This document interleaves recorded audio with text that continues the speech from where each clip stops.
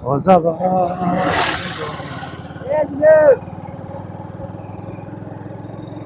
সকলোৰে খবৰ ভাল আৰু মোৰ খবৰ বৰ্তমান সময়ত ভাল দিয়ক।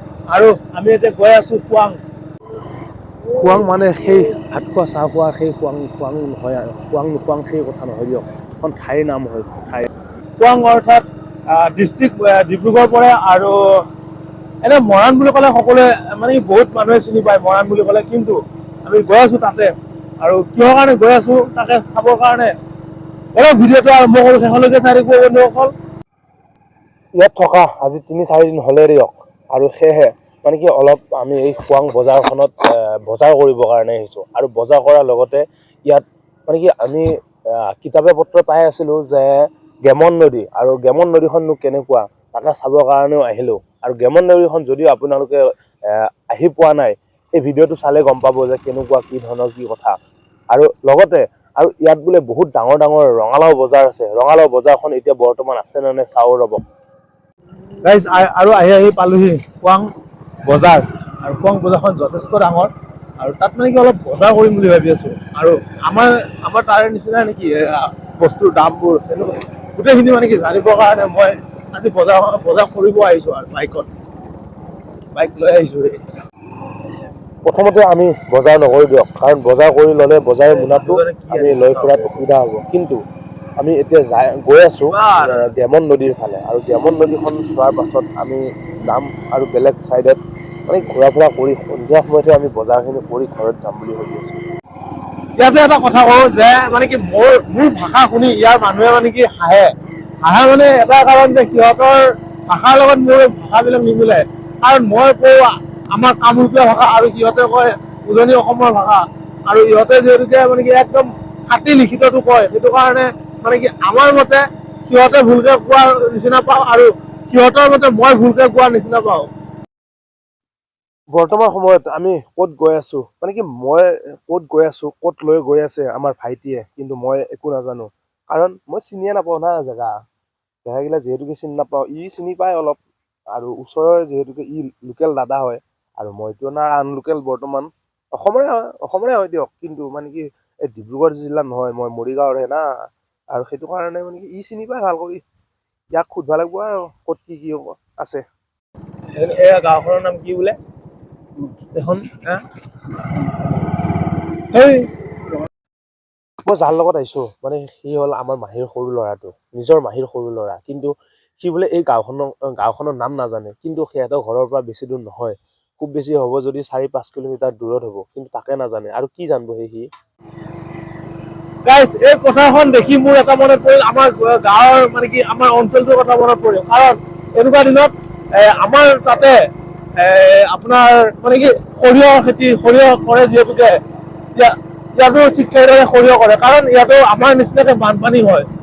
আৰু ইয়াতে আমাৰ তাতে পকৰীয়াৰ পানী আহি সোমাই, কিন্তু ইয়াতে গেমন নদীৰ পানী আহি পেলাই সোমায়।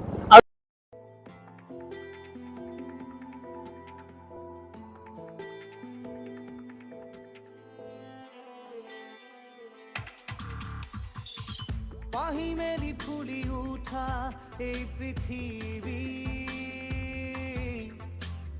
খুলি খুলি সৰি পৰে কি নিয়তি। আহি পালোহি 4 লাইন, আৰু 4 লাইনটোৰ ওচৰতে যোনখন গেমন নদী, সেই নদীখন কিন্তু বৰ্তমান বনাই আছে। 4 লাইনটো হোৱা নাই, সম্পূৰ্ণ হোৱা নাই, বহুত ধূলি। আৰু সেয়েহে কোনোবাটো চাইড হৈছে, কোনোবাটো চাইড হোৱা নাই।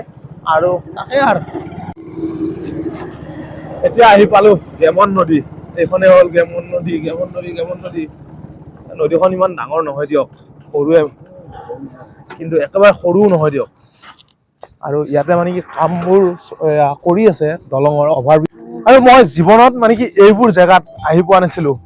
আৰু এনে নাম শুনিছিলো যে গেমন নদী, বা গোটেই পঢ়াৰ জীৱনটোত মানে কি চব নদী, অসমত যিমান নদী আছে মানে কি কিতাপত থকা সকলোবোৰ নদীৰ নামে মোৰ মানে কি আমি মুখস্থ কৰিছিলো সেই সময়ত। কিন্তু এই নদীবোৰ কিছুমান জেগাত মানে কি আহি পোৱা নাছিলো, যে গেমন নদীখনৰ নাম শুনিছিলো, কিন্তু বৰ্তমান সময়ত আহি পোৱা নাছিলো। আৰু আজি ফাইনেলি এই গেমন নদীত মানে কি আহিলো। আৰু জীৱনত মনত থাকি যাব, মুখস্থ কৰিব নালাগে যে মনত এনেই থাকি যাব যে গেমন নদীখন যে ডিব্ৰুগড় জিলাৰ খোৱাঙৰ ওচৰতে আছে, খোৱাং বজাৰখনৰ নিচেই কাষত আছে, আৰু সেইটো কথা আজিৰ পৰা মোৰ ধুনীয়াকে মনত থাকিল দিয়ক। আৰু যেতিয়া বানপানী আহি পায় তেতিয়া এই যে পোষ্টটো আছে মানে কি দলঙৰ খুঁটাটো সেয়ালৈ আহি যায়, আৰু যেতিয়া মানে পানীটো শুকাই যায়, খৰালি বৰ্তমান সময়ত যিহেতুকে খৰালি কাল, আৰু সেইটো কাৰণে তাতে মানে কি সৰু অলপমান পানী গৈ আছে। কিন্তু আমাৰ নিচিনা সেই ব্ৰহ্মপুত্ৰৰ মানে কি সেই গৰা খহনীয়া ইয়াতে কম দেখা যায়। কিন্তু এতিয়া মানুহবিলাকৰ মানে ছিজন পৰা নাই পিকনিক খোৱাৰ, আৰু যেতিয়া পিকনিক খোৱাৰ ছিজন পৰিব তেতিয়া মানে ডিচেম্বৰ লাষ্টৰ পৰা জানুৱাৰী ফেব্ৰুৱাৰীলৈকে ইয়াত একদম মানে কি পিকনিক খাবৰ কাৰণে বহুত মানুহ আহে, বহুত দূৰ দূৰণিৰ পৰা মানুহ আহে। ইয়াতনো কি চাব, ইমান মানে কি চোৱাৰ সেই নাই, নদীখন আৰু কি চাব। কবিৰ মতে যদি হলে এই নদীখনক লৈ বহুত কিবা কিনি লিখি লয়। মইতো কবি নহয় ভাই, মই আৰু কিনো কবা লগাখিনিও কৈছো আৰু একো নাই। কিন্তু মানে ইয়াৰ পাছত আমি অলপ বেলেগ এটা জেগাত যাম, বেলেগ জেগাত যাম। আৰু আমাৰ ঘৰ আছে ইফালে, এইটো পশ্চিম চাইড হয় ইয়াৰ পৰা। আৰু উঠি ললো বাইকত, এবাৰ যাম ক'ত ভাই? ৰঙালাও বজাৰ। আৰু কি ৰঙালাও বজাৰ ইহঁতে কৈ থাকে শুনা পাওঁ, কিন্তু যোৱাৰ পাছত গম পাম, আৰু আপোনালোকেও গম পাব। চাই থাকক ভিডিঅ'টো শেষলৈকে বন্ধুসকল। মানে ৰঙালাও বহুত ওলাই নেকি?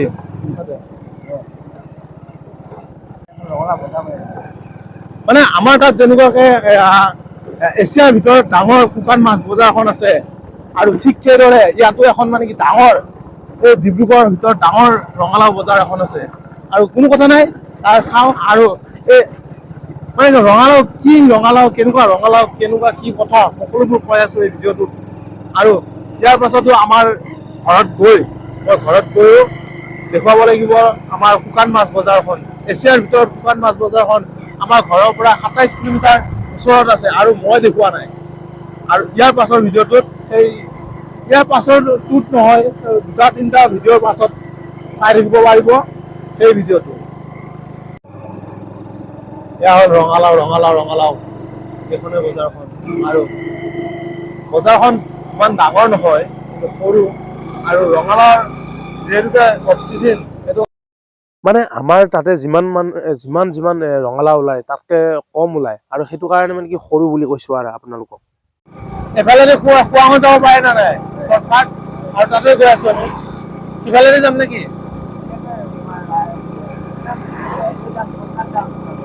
এবাৰ চৰ্টকাট যাম আমি খোৱাং বজাৰ। কাৰণ খোৱাং বজাৰত গ'লে মই কৈছোৱে যে খোৱাং বজাৰত মানে কিবা কিবি কিনিম।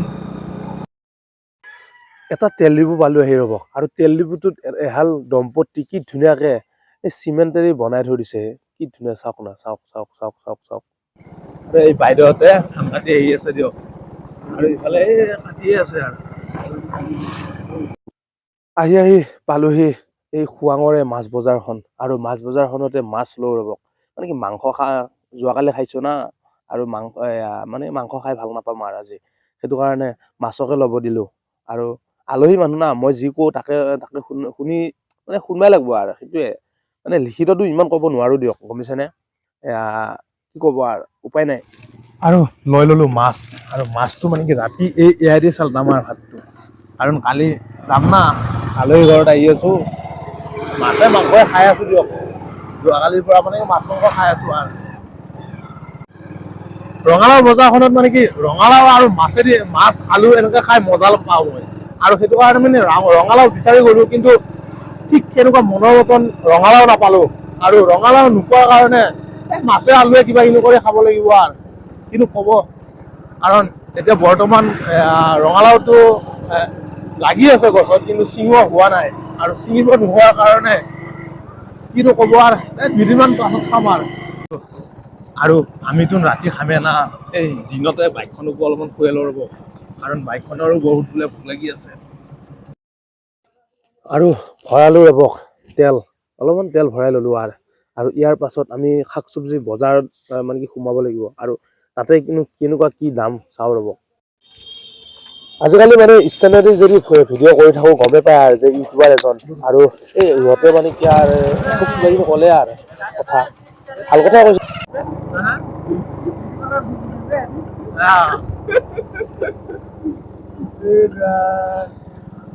আৰু সেই যে পাহাৰবোৰ দেখিছোঁ মানে কি আপোনালোকে দেখা নাই চাগে কিন্তু পাহাৰবোৰ দেখিলে আমাৰ এই মায়ং পাহাৰ লাগে মায়ং পাহাৰ বহুত আমাৰ ঘৰৰ ওচৰত বহুত পাহাৰ আছে না সেই পাহাৰবোৰৰ কথা মনত পৰি যায় আৰু হ'ব মিছ কৰা নাই অহাকালি গৈ আছোঁ মায়ং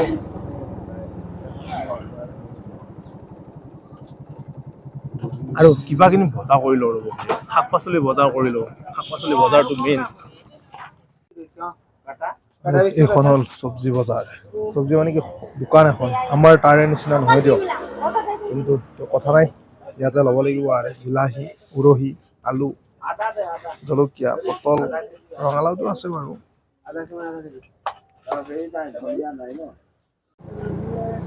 বজাৰ কৰি আহি পাওঁতে বহুত সন্ধিয়াই হ'ল দিয়ক আৰু ঠাণ্ডা লাগিছে আৰু মই ভিডিঅ'টো ইমানতে সামৰণি মাৰিছোঁ আৰু যিহেতুকৈ ভিডিঅ'টো ভাল লাগিছে লাইক কমেণ্ট শ্বেয়াৰ এণ্ড মোৰ চেনেলটো ছাবস্ক্ৰাইব কৰি দিব নাপাহৰিব বাই বাই বন্ধু